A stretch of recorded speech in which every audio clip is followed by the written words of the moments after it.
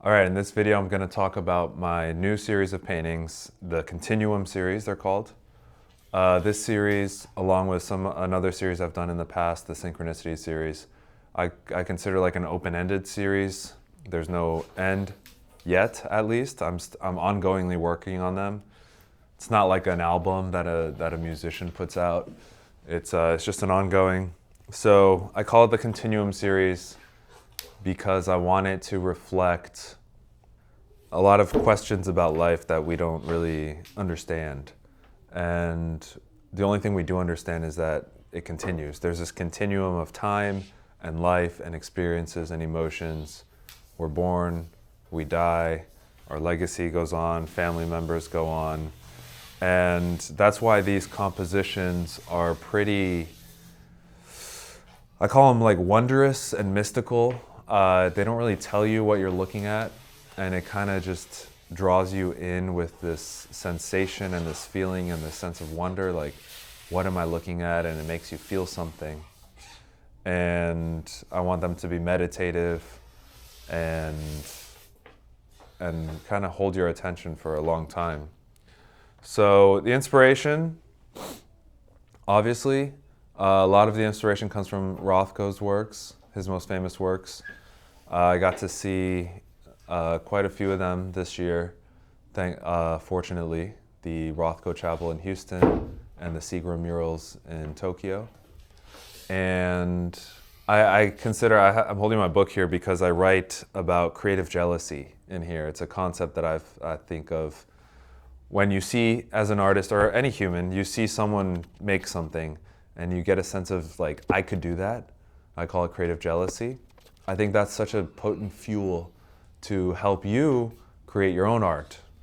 So when I see these Rothko paintings, I not only think I could do that, I think I want to do that, and I'm gonna do that. Owning a Rothko isn't really my budget, so I'm just gonna make my own. But I also believe that, you know, if I try to copy an artist, or if anyone tries to copy an artist, you're inherently gonna add your own fingerprint, and it's gonna be different. Unless you're trying to forge, then it's like literally forging. But emulating a style, musicians do it all the time, and chefs. In all art forms, you borrow influences and make your own version of it. So that's what I'm doing here. These three big ones are the first three I did in the series. They're also the largest canvases I've made to date. Fun fact, I started them in 2021 in my old studio when I was living in Miami. I built them by hand. They were super large. And then I painted a base layer on them, and they sat for 3 years, either in that studio, in storage for a brief time, and then in this studio. And I think it's because at the time I wasn't ready to take up that much space as an artist, and kind of step into this identity of being an artist 3 years ago. And this year I have been able to, so I finished them. And then I had some smaller paintings, canvases that I decided to make part of the Continuum series as well. And I did these with brushes, which I don't usually work with brushes, but here we are, working with brushes.